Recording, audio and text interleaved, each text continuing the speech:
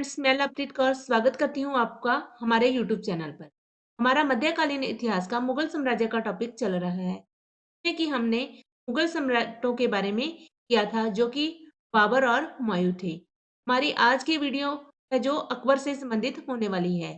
हमारी आज की जो वीडियो है उसे शुरू करने से पहले हम थोड़ा सा अकबर के बारे में शॉर्ट में जान लेते हैं। अकबर ने 1556 से लेकर 1605 ईस्वी लगभग 50 वर्षों तक मुगल साम्राज्य की सत्ता पर शासन किया।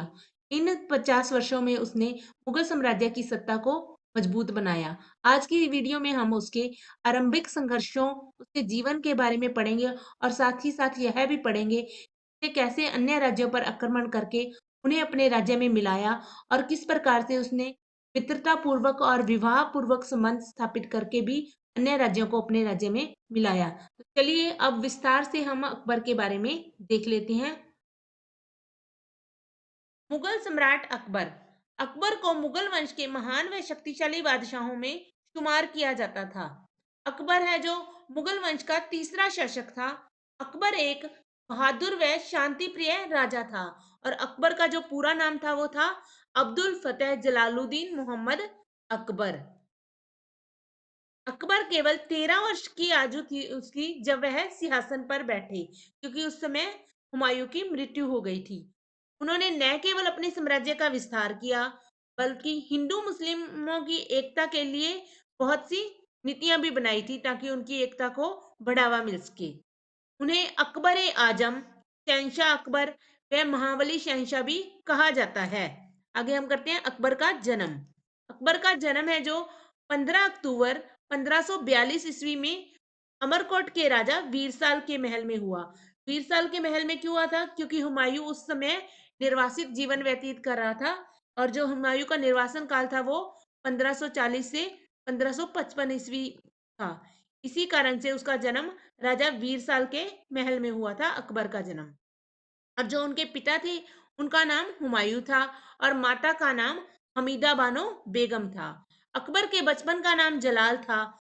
हुमायूं की मृत्यु के समय अकबर पंजाब के गुरदासपुर जिले में स्थित करनाल में था और वहीं पर 14 फरवरी 1556 ईस्वी में अकबर का राज्याभिषेक हुआ और उस समय अकबर केवल 13 वर्ष का था। इसीलिए बैरम खां के संरक्षण में वह बादशाह बनता है और बैरम खां को वजीर का पद प्रदान किया जाता है। बैरम खां 1556 से 1560 ईस्वी तक अकबर का संरक्षक बना रहा। जब अकबर राजा बना तो उसके नियंत्रण में केवल पंजाब का कुछ ही भाग था, लेकिन उसके बाद उसने अपने साम्राज्य का विस्तार करना शुरू कर दिया। पानीपत का द्वितीय युद्ध। अकबर जब पंजाब में था तो आदिल शाह के सेनापति हेमू ने दिल्ली पर आक्रमण कर दिया और जो उनके सेनापति थे तारकी बेग को हेमू ने भगा दिया था, हरा दिया था और भागने के लिए उन्हें मजबूर कर दिया था। हेमू मध्यकालीन भारत का एकमात्र हिंदू राजा था जिसने कि दिल्ली पर अधिकार कर लिया था और इस अवसर पर उसने विक्रमादित्य की उपाधि धारण की और वह 14वां शासक था जिसने कि विक्रमादित्य की उपाधि धारण की थी। 5 नवंबर 1556 को अफगान बादशाह आदिल शाह के सेनापति हेमू और अकबर के बीच युद्ध हुआ जो कि पानीपत के द्वितीय युद्ध के नाम से जाना जाता है। हेमू के पास उस समय बहुत बड़ी सेना थी और उसके पास 500 हाथी भी थे। आरंभ में ऐसा लग रहा था कि जैसे हेमू जीत जाएगा क्योंकि उसकी सेना को सफलता मिल रही थी, लेकिन बाद में अचानक से एक तीर था जो हेमू की आंख में जा घुसा जिससे हेमू की युद्ध में पराजय हुई क्योंकि बैरम खान ने हेमू का सिर काट दिया था। इस प्रकार पानीपत के द्वितीय युद्ध में अकबर की जीत हुई जिसके परिणाम स्वरूप दिल्ली और आगरा पर अकबर का अधिकार हो गया और इस युद्ध के बाद मुगलों और जो अफगानों के बीच संघर्ष चल रहा था वो समाप्त हो गया और दिल्ली पर मुगलों का अधिकार हो गया। बैरम खां की मृत्यु। अकबर के कुछ सरदारों और महामंगा ने अकबर को बैरम खां के विरुद्ध भड़काया। इसी कारण से अकबर ने बैरम खां को उसके पद से हटा दिया और उसे क्या किया, मक्का जाने के का आदेश दे दिया। पहले तो बैरम खां ने उसके इस आदेश को मान लिया, लेकिन बाद में उसे लगा कि उसके साथ सही व्यवहार नहीं हो रहा, तो इसीलिए उसने विद्रोह कर दिया। अकबर की सेना और बैरम खां की सेना के बीच एक युद्ध हुआ जो कि तिलवाड़ा नामक स्थान पर हुआ था, जिसमें बैरम खां पराजित हो गया।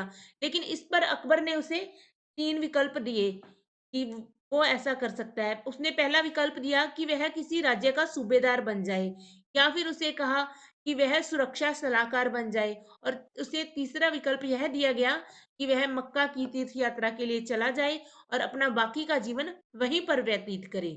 तो बैरम खान ने मक्का जाने के का फैसला लिया, और मक्का जाने के क्रम में ही जो पाटन है, गुजरात में स्थित है, में मुबारक खान नामक एक लुहानी सरदार था, उसने अपनी व्यक्तिगत दुश्मनी के कारण उसकी हत्या कर दी। जब अकबर को यह सूचना मिली, तो उसने जो बैरम खान की पत्नी थी और उसके पुत्र को अपने संरक्षण में ले लिया, और अकबर ने बैरम खान की विधवा सलीमा बेगम से निकाह कर लिया और उसके पुत्र अब्दुल रहीम की शिक्षा का और उसकी देखरेख का प्रबंध किया। और अकबर ने उसके बाद, जो उसका नाम था बैरम खान के पुत्र का अब्दुल रहीम था, उसे बाद में खाना खाना की उपाधि भी प्रदान कर दी थी। आगे हम करते हैं पर्दा शासन या पेटीकोट शासन। यह 1560 से 1564 ईस्वी तक रहा। 1560 से 64 ईस्वी के समय में अकबर के शासन पर उसके हरम दल की स्त्रियों ने की माहम अंगा, उसका पुत्र आजम खान, यहाँ पे आदम खान आएगा, आदम खान की पुत्री जीजी अंगा, और अकबर की माँ का प्रभाव बहुत ज्यादा था। इसी कारण से इन 4 वर्षों की जो शासनकाल को पर्दा शासन या पेटीकोट शासन के नाम से जाना जाता है। महामंगा का पुत्र आदम खान ने 1561 ईस्वी में मालवा के युद्ध में लूटे हुए धन का अधिकांश भाग अपने पास ही रख लिया।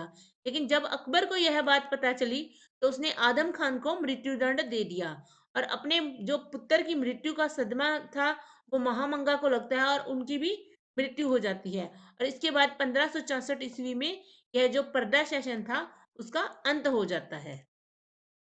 आगे है साम्राज्य विस्तार। इसके बाद साम्राज्य विस्तार के लिए अकबर ने चारों ओर अभियान करने शुरू कर दिए। सबसे पहले ये मालवा की विजय 1561 ईस्वी। 1561 ईस्वी में मालवा का शासक बाज बहादुर को आदम खान ने पराजित किया और मालवा की राजधानी जो कि क्या थी, सारंगीपुर पर अधिकार कर लिया, और वहां से धन लूटा और मालवा को मुगल साम्राज्य में शामिल कर लिया। आगे है चुनार विजय। यह हुई थी 1562 ईस्वी। चुनार के किले पर अफगानों का शासन था। मुगल सेना की दूसरी जो सेनापति था आसिफ खां, उसके नेतृत्व में अकबर ने चुनार के किले को भी जीत लिया था। गोंडवाना विजय 1564 ईस्वी। अकबर ने 1564 ईस्वी में गोंडवाना का अभियान किया, और गोंडवाना की जो राजधानी थी चित्तौड़गढ़ के निकट एक युद्ध में रानी दुर्गावती को उसने पराजित कर दिया। रानी दुर्गावती उस समय गोंडवाना की शासिका थी, और जो जो कि महोबा के चंदेल राजकुमारी थी।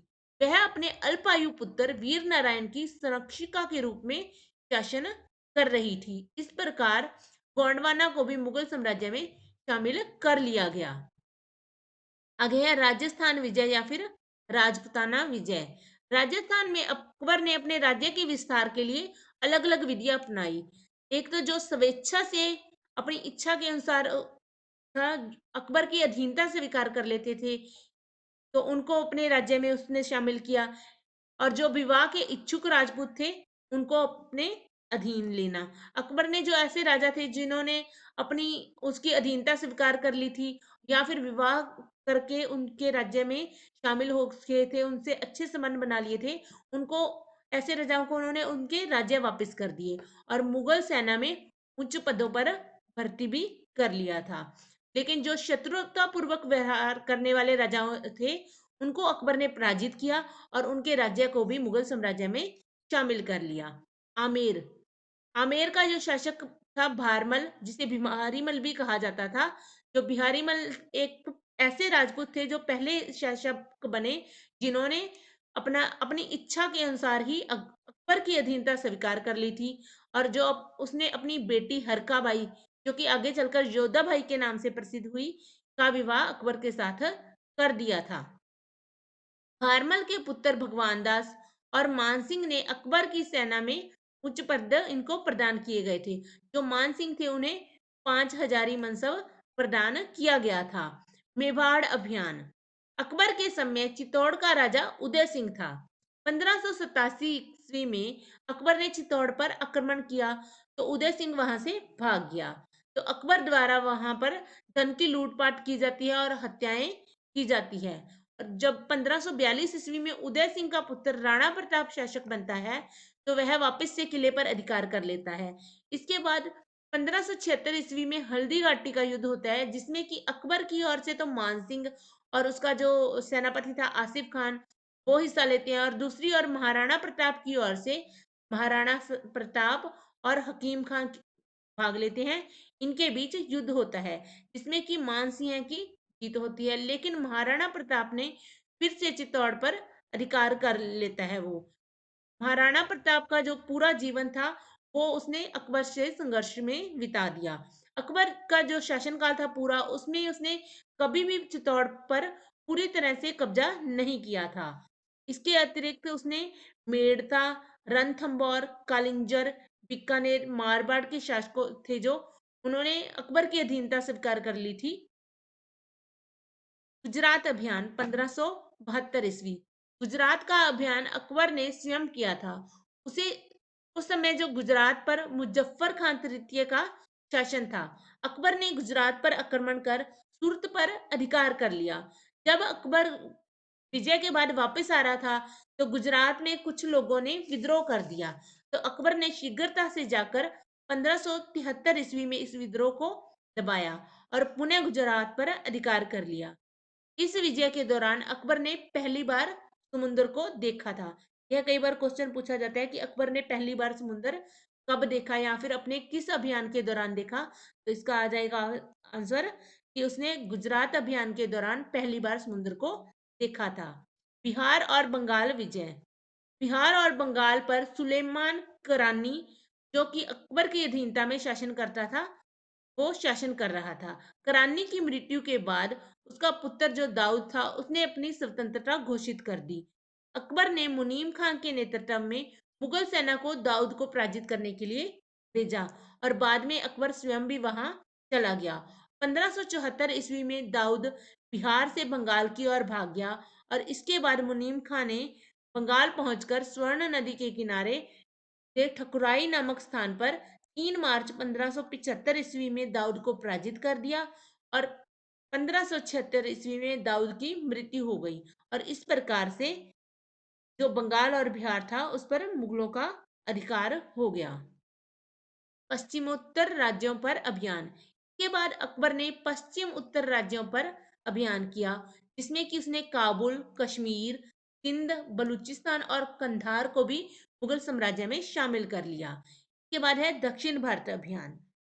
अकबर पहला मुगल सम्राट था जिसने दक्षिण भारत का अभियान किया। उसने 1591 ईस्वी में सबसे पहले खानदेश पर आक्रमण किया, और वहां के शासक अली खान ने अपनी इच्छा से अकबर की अधीनता को स्वीकार कर लिया था। अकबर ने दौलताबाद पर आक्रमण किया और इसे भी अपने अधीन कर लिया। इसके बाद 1600 ईस्वी में उसने अहमदनगर पर आक्रमण किया, और यहाँ का नेतृत्व चांद बीबी कर रही थी, जो कि अहमदाबाद के शासक निजाम शाह की पुत्री। अकबर ने उसे भी पराजित कर अहमदनगर को अपने राज्य में शामिल कर लिया। 1601 ईस्वी में अकबर ने आसीरगढ़ पर आक्रमण कर आसीरगढ़ के किले को जीत लिया, और यह अकबर का अंतिम अभियान था। मृत्यु। 3 अक्टूबर 1605 ईस्वी में अकबर बीमार हो गया। उसे कौन सी बीमारी हो गई थी? पेचिस। पेचिस बीमारी के कारण वह बीमार हो गया, और इसी बीमारी से 27 अक्टूबर 1605 ईस्वी में अकबर की मृत्यु हो गई, और उसे बाद में आगरा के पास सिकंदरा में दफनाया गया, जहां पर उसका मकबरा बना हुआ है। और अकबर के बाद सलीम जहांगीर नाम से मुगल सम्राट बना। के बाद हम करते हैं अकबर से संबंधित जो महत्वपूर्ण वर्ष हैं वो करेंगे। सबसे पहले है 1542 ईस्वी। ये क्या हुआ था? अकबर का जन्म हुआ था। 1556 ईस्वी इसमें अकबर को राज्याभिषेक हुआ था, जिसमें कि 1556 से 1560 ईस्वी तक वो बैरम खां के संरक्षक संरक्षण में रहा। आगे है 1560 ईस्वी, ये बैरम खां का पतन होता है, मतलब कि 1560 ईस्वी में बैरम खां की मृत्यु होती है। आगे है 1562 ईस्वी में दास प्रथा का अंत कर दिया जाता है। आगे है तीर्थ यात्रा कर समाप्त, यह 1563 ईस्वी में होता है, जब हरका बाई से उसका विवाह हो जाता है, उसके बाद वह तीर्थ यात्रा कर को समाप्त कर देता है। 1564 ईस्वी में जजिया कर को समाप्त कर दिया जाता है और 1571 ईस्वी में फतेहपुर सिकरी की स्थापना होती है और अकबर है जो अपनी राजस्थान राजधानी है उसका स्थानांतरण कर आगरा को अपनी राजधानी बना लेता है। के बाद है 1573 ईस्वी के बुलंद दरवाजा का निर्माण करवाया जाता है, जो कि फतेहपुर सिकरी में एक निर्माण जो एक है प्रवेश द्वार के रूप में माना जाता है।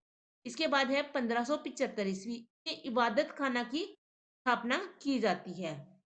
यह इसके आगे के है इसके धार्मिक कार्य हो जाते हैं।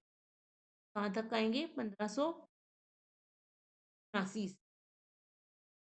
इबादत खाने में सभी धर्मों को प्रवेश की अनुमति दे देता है वो 1578 ईस्वी में और 1579 ईस्वी में मजहर की घोषणा कर देता है। मजहर था जो एक तरह का कानून था। 1580 ईस्वी में वह दहसाल बंदोबस्त आरंभ करता है। यह दहसाल बंदोबस्त था जो कि टोडरमल ने आरंभ किया था। यह भूमि से संबंधित था जिसमें पिछले 10 वर्षों की जो उपज होती थी उसका 1/3 भाग कर के रूप में किया जाता था। आगे है 1582 दीन ए इलाही की घोषणा। 1582 में वह दीन ए इलाही नामक एक नए धर्म की घोषणा करता है, जिसमें कि 18 लोग समय इस धर्म को स्वीकार करते हैं और जो ये बीरबल होता है वो एकमात्र हिंदू होता है जिसने कि यह धर्म स्वीकार किया था। 1583 ईस्वी में वह नया कैलेंडर इलाही संवत की घोषणा करता है और 1585 ईस्वी में अपनी राजधानी का वापस परिवर्तन कर लाहौर ले जाता है। 1601 ईस्वी में आसीरगढ़ पर जो आक्रमण होता है वो अकबर का अंतिम अभियान होता है। 1506 इसमें की अकबर की मृत्यु हो जाती है। हाँ तो फ्रेंड्स, आज की वीडियो में हमने अकबर के आरंभिक जीवन के बारे में, उसके संघर्षों के बारे में और उसके राज्य विस्तार के बारे में अच्छे से पढ़ लिया है। साथ ही साथ हमने अकबर के जो महत्वपूर्ण वर्ष हैं उससे के बारे में पढ़ लिया है। से अगली आने वाली वीडियो में हम अकबर के प्रशासनिक व्यवस्था, के द्वारा किए गए भूमि सुधार, धार्मिक सुधार और भू राजस्व संबंधी जो सुधार किए थे तो हम पढ़ेंगे। इसके साथ ही हम अकबर के जो दरबार में नवरत्न थे उनके बारे में भी पढ़ेंगे।